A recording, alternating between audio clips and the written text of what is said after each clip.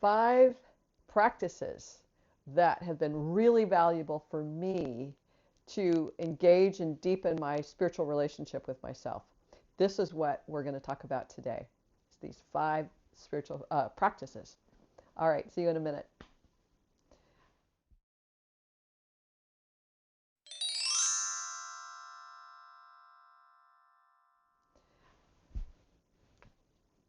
Hi, I'm Dr. Rizzi Kuhn. Most of us want the definitive answers, the definitive practices. If I just do this, my spiritual practice will evolve. My sense of strength and courage and who I am as a spiritual being will just, pop and explode, and it'll be great. Yay. So I'm going to give you the 5 that have worked for me. These are the 5 foundational practices that I use all the time. And it comes down to much of what I've shared in the past, which is we have these spiritual principles. And if we live within our principles, then we start to practice those principles as the practice. And it's really valuable for me to do that. By the way, if you haven't already, please like and subscribe these videos so that you will know when they're coming up and you can watch them more regularly. And it lets me know that what I'm saying actually makes a difference for you and is valuable. So please like and subscribe. So, I say so a lot, and I'm going to let this fall. First practice is to practice knowing myself as an aspect of the divine. Now, again, as I've said potentially in previous videos, is in our everyday life, our consensus reality, it's poo-pooed to think of ourselves as God and as divine. We're taught that God is outside of ourselves, and we have to revere God, and we have to. He is the authority and the judge and all of that. So, a new paradigm is unfolding where spiritual traditions and spiritual principles are shifting to honor the divine that's within, to honor that we are all divine aspects of God. We are creations of God. God as in divinity, oneness, universal source of all that is. And so the more that I can remember that I am an aspect of the divine, that God in a sense dwells within me as me, then I remember to treat myself well and honor myself as that, versus the part of me that forever was taught that I'm an insignificant individual, that I have no meaning, I have no worth. And that's my sense of self for so long. So to be able to shift that to this place where I'm a divine and I'm worthy because of I'm being an aspect of the Creator, very different. But it makes a big difference in how I see myself and how I see everyone else, because everyone else is also an aspect of the divine. So I want to honor and revere and respect that as well. So that's practice number 1, to practice living in the truth of my divinity. 2 is being in right relationship, practice being in right relationship with myself as the divine in relation to everyone else. So I know it's kind of like, what do you mean? So when I'm in right relationship with myself, the best way to say this is when I'm having a thought, mostly negative thoughts or fearful thoughts or worry thoughts or guilt thoughts, I am not in my highest truth, my highest knowing. I'm having a thought or an interpretation about myself that is not in right relationship with myself. Again, if I'm divine and a divine aspect of God, then being in right relationship with that is being in respect and honoring and joy and appreciation and kindness and compassion. So if I'm in something other than that, then I'm not in right relationship with myself. So it's just as easy as that to go, oh, I'm in a negative space, a negative attitude, a negative mood towards myself or other people, then I'm not in right relationship with myself. So if I have a boyfriend, and that boyfriend has a different perspective and maybe doesn't show up on time, maybe breaks promises, maybe says things that are mean or makes me feel guilty. And I go, well, wait a second. What's right relationship with myself? And is what's going on over here honoring me? Is he honoring me as a human being and as a divine being? And if the answer is no, then I have to be in right relationship with that answer. That this relationship is not serving my highest truth, my highest good, my highest knowing. And so I have to be at choice in that moment to go, I like this guy and I like having the company, but I don't like the way I'm being treated because it's not honoring who I am and respectful. So I have to be in right relationship with myself in that knowing, and then take actions based on this knowing. This is very challenging practice because we always give our power away. A lot of times we give our power away. I don't know about always, but quite often we give our power away. So this way we begin to be more clear about what feels right to me, what feels right in my knowing. I worked with a client yesterday, and he's up against some really challenging choices. And he says, in my heart, I know that I need to do this. Even though it's the hardest thing as of the options he has, he knows in his heart, in right relationship with himself, this is the right thing to do. And so that's what he's going to do, because that's what's in right relationship with himself.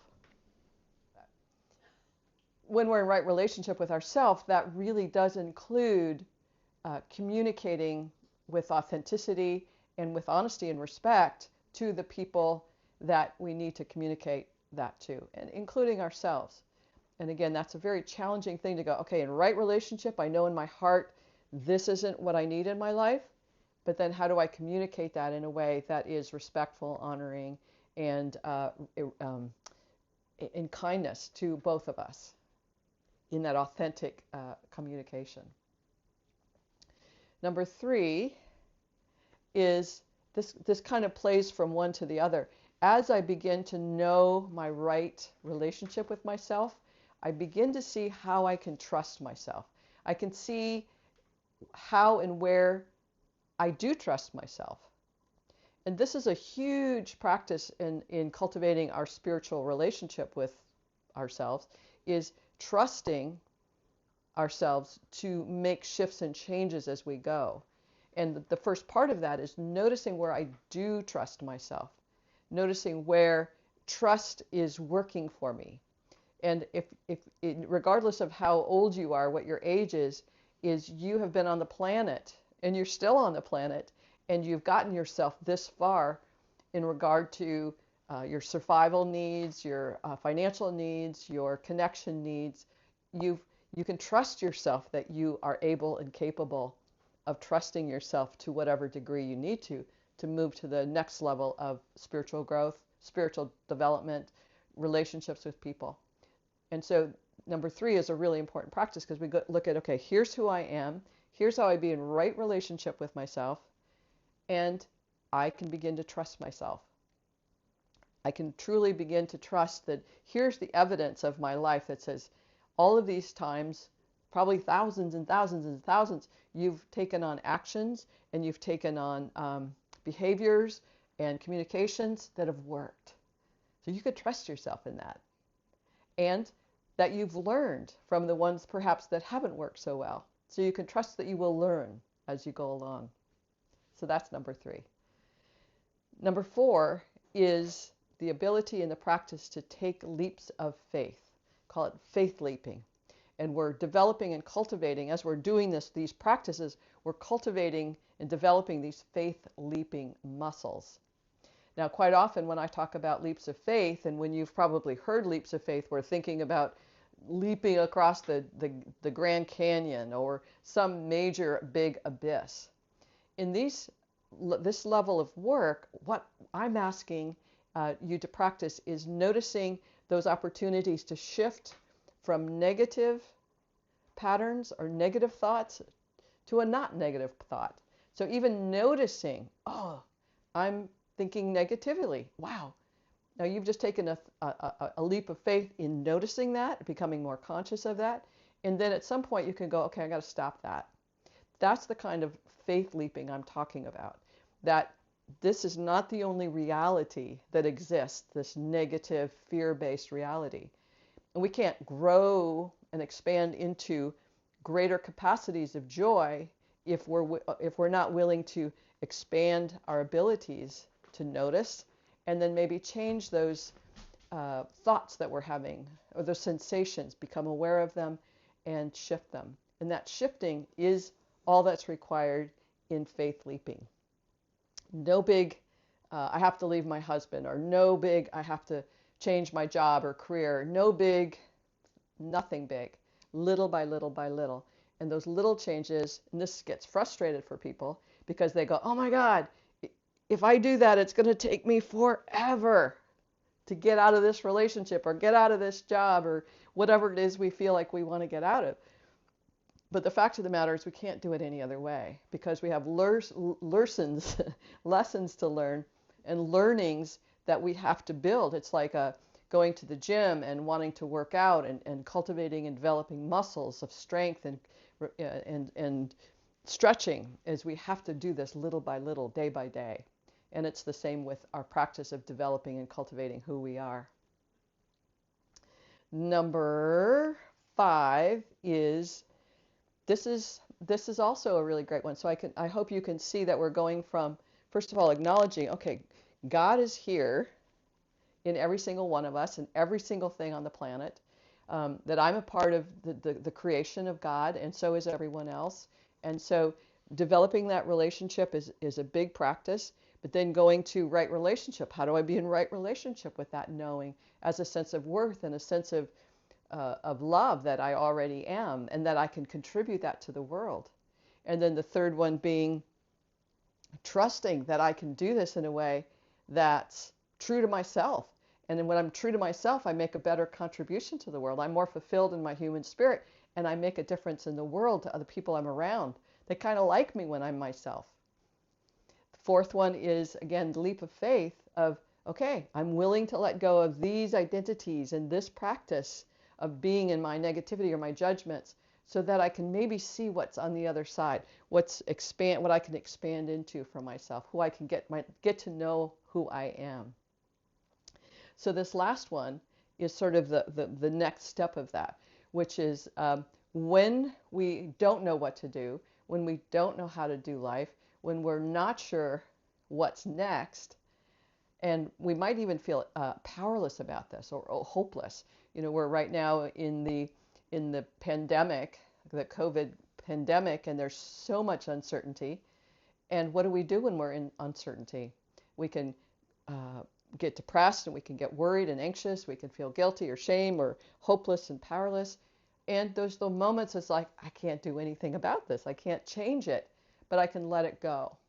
And this is when we become more in our collaborative relationship with God or with the divine energies or with the universal source of all that is. We become a collaboration of who I am and what I can change and what I can do and what I can't. And what I can't change, but I have no power over, I can turn over and say, hey, could you take care of this? Or I need some guidance in this way. I need some support.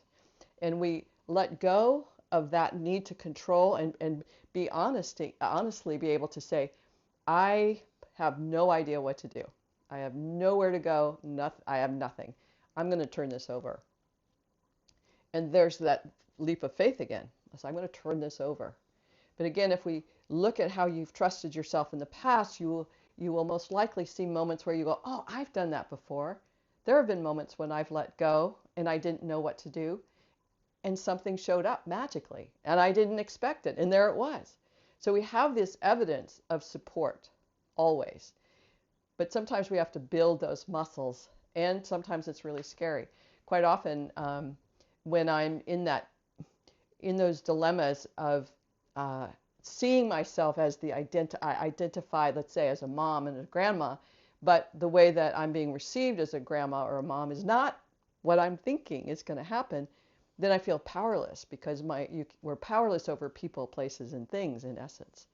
And so I'm powerless because I see myself in this identity and I see these other people in this play that we're playing, and that's not working. And so in my willingness to let go of my identity and let God, then I can come to who I really truly am and detach from my need for people to show up the way I want. And I can be true to myself, back to right relationship. I can trust myself, I'm going to be okay. I can take the leap of faith to let go, let them be who they are, love them as they are because they're divine beings, and love myself too. That's that right relationship thing. So as we do this, each one of these just keeps playing with each other all the time. And it's onward, onward, onward. And as we do this, again, you might go, oh my God, this is so much work, or it's going to take forever. But the truth is there's nothing else to do. It's what is of this planet, of learning and learning and learning and practicing in alignment with what it is you truly want. That sense of true love, I suspect, the ability to be generous, the ability to make a difference on the planet for the people around you and maybe for the people of all the world. So again, if you would like this video, if you find it valuable, subscribe if you haven't already, if you'd like to receive more. And please leave a comment below if you might have another practice that's really valuable to you, and it would be really great to share with the group. All right, thanks again. Bye for now.